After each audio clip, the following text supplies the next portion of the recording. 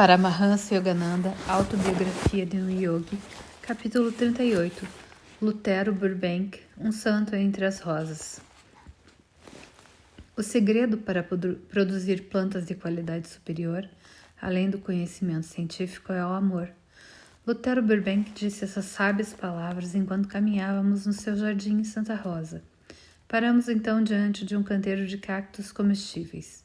Enquanto realizava experimentos para produzir cactos sem espinhos, continuou ele, muitas vezes conversava com as plantas para criar uma vibração de amor.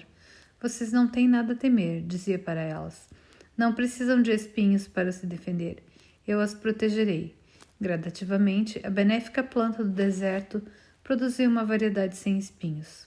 Fiquei encantado com esse milagre. Por favor, querido Lutero, dê-me algumas folhas de seus cactos para que eu plante no meu jardim, em Mount Washington.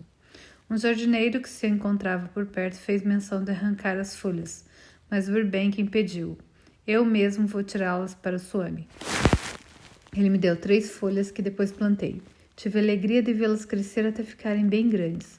O famoso horticultor revelou-me que seu primeiro triunfo notável foi a produção de uma variedade de batatas grandes, que hoje leva seu nome.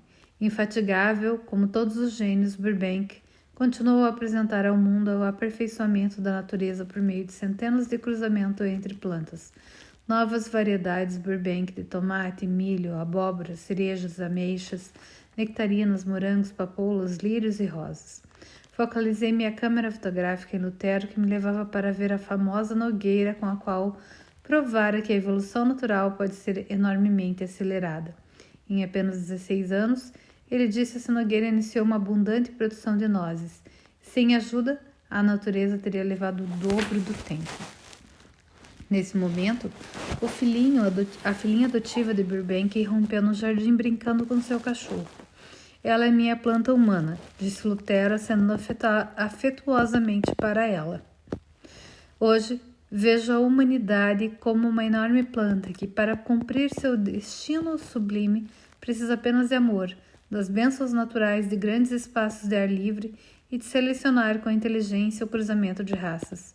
No decorrer da minha vida, observei progressos tão maravilhosos na evolução de plantas que vejo com otimismo a possibilidade de um mundo sadio e feliz, assim que seus filhos aprenderem os fundamentos de uma vida simples e racional.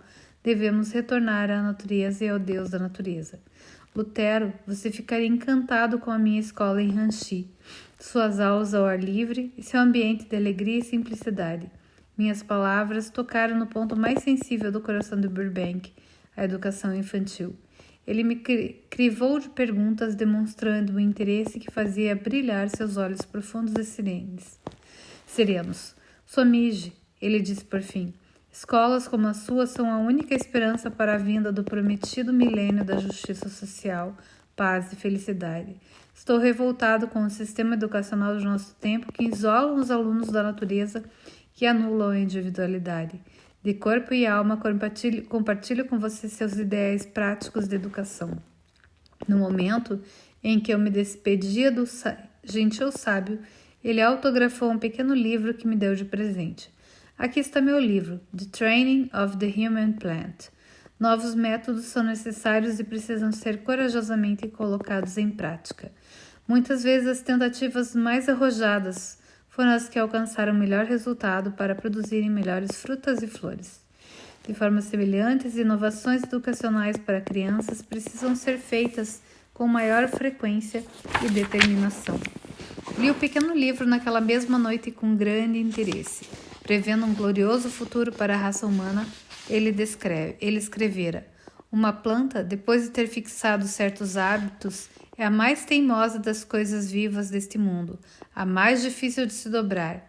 Lembre que essa planta preservou sua individualidade no decurso de muitas eras e que talvez seu passado possa ser rastreado nos zenhos do tempo, juntamente com a idade das próprias rochas, sem jamais ter variado muito ao longo desses vastos períodos.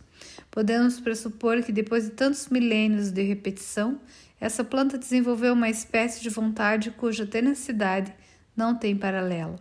Na realidade, existem plantas, como certas palmeiras, tão persistentes que nenhuma força humana conseguiu ainda modificar.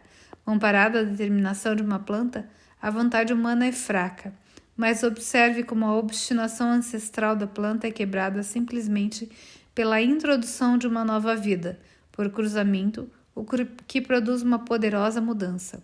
Depois da ruptura, basta fixar essa mudança por meio de uma paciente supervisão e seleção durante sucessivas germinações, e teremos uma nova planta que nunca mais será como a antiga, sua vontade tenaz rompida e modificada para sempre. Quando se trata de algo tão sensível e dócil como a natureza de uma criança, o problema se torna muito mais fácil. Atraído pelo magnetismo desse americano extraordinário, visitei repetidas vezes. Certa manhã, cheguei ao estúdio de Burbank junto com um carteiro que lhe entregou cerca de 1000 cartas. Horticultores de todas as partes do mundo escreviam para ele. Sua Midge, sua presença é a desculpa que eu preciso para ir ao jardim, disse Lutero com alegria, que abriu uma grande gaveta da escrivaninha que havia centenas de folhetos de viagem. Veja você, disse, é assim que faço minhas viagens. Como as plantas e a correspondência impedem que eu saia, satisfaço meu desejo de conhecer terras estrangeiras, olhando de vez em quando para essas imagens. Como meu carro estava estacionado na frente do seu portão, Lotário e eu fomos dar uma volta pelas ruas da cidadezinha, repleta de jardins coloridos com as rosas das variedades Santa Rosa, Peach Blow e Burbank, introduzidas por ele. Meu amigo Henry Ford e eu acreditamos na antiga teoria da reencarnação, contou-me Lutero. Ele explica alguns aspectos da vida que de outra forma permaneceriam inexplicáveis. Ele prosseguiu. A memória não serve para demonstrar a verdade. O fato do homem não conseguir se lembrar de suas vidas passadas não comprova que ele nunca as viveu. No que se refere à vida intrauterina e à infância, sua memória é uma página em branco, mas com certeza ele passou por elas. Lutero deu uma pequena risada. O extraordinário cientista recebera a iniciação em Kriya Yoga durante uma das minhas visitas anteriores. Swamiji, pratico a técnica devotadamente. Depois de me fazer minuciosas perguntas a respeito de diversos aspectos da yoga, Lutero comentou pausadamente. Na verdade, o Oriente possui imensas reservas de conhecimento que o Ocidente mal começou a investigar. A íntima comunhão com a natureza, que lhe revelou muitos de seus segredos, sigilosamente guardados, desenvolveu em Burbank uma infinita reverência espiritual. Às vezes, sinto-me muito próximo da energia infinita, confidenciou ele timidamente. Seu semblante, de traços sensíveis e belos, iluminou-se com essas lembranças. Com isso, tenho conseguido curar pessoas à minha volta, assim como muitas plantas doentes. Ele me falou então sobre sua mãe, uma cristã sincera. Depois que ela morreu, tenho sido abençoado muitas vezes com visões nas quais ela aparece e conversa comigo. Relutantes, dirigimos de volta para casa e para as 1000 cartas que o aguardavam. Lutero, contei-lhe, no próximo mês estarei começando a publicar uma revista para apresentar as verdades que o Oriente e o Ocidente têm a oferecer. Por favor, ajude-me a escolher um bom título para ela. Durante algum tempo, discutimos o assunto e finalmente escolhemos East-West. Quando voltamos ao seu escritório, Burbank entregou-me um artigo que escrevera sobre ciência e civilização. Esse artigo sairá no primeiro número da East-West, disse-lhe agradecido. À medida que nossa amizade foi se aprofundando, passei a chamar Burbank do meu santo americano, citando: eis um homem no qual não há falsidade. Seu coração, de insondável profundidade, há muito a aprender a conviver com a humildade, a paciência e o sacrifício. Sua pequena casa entre as rosas era austera e simples. Ele conhecia a inutilidade do luxo e a alegria de possuir poucas coisas. A modéstia com que vivia, com sua fama de cientista, costumava me lembrar das árvores que se curvavam sobre o peso de seus frutos maduros. É a árvore sem frutos que se ergue, arrogante, exibindo sua vã importância. Em 1926, quando meu querido amigo faleceu, eu estava em Nova York. Com lágrima nos olhos, pensei: Oh, eu caminharia com prazer toda a distância daqui até Santa Rosa só para olhá-lo mais uma vez. Isolando-me do contato com as secretárias e visitantes, passei as 24 horas seguintes em reclusão. Um dia depois, diante de uma grande fotografia de Lutero, conduzi um ritual védico na sua homenagem. Durante a oferenda de flores, água e fogo, símbolo dos elementos físicos da liberação na fonte infinita, um grupo formado por meus alunos americanos vestidos com trajes cerimoniais hindus entoava hinos antigos. Embora os restos mortais de Burbank descansem sob um cedro do Líbano que anos atrás ele mesmo plantou em seu jardim, para mim sua alma encontra-se no altar de cada flor que desabrocha à beira do caminho.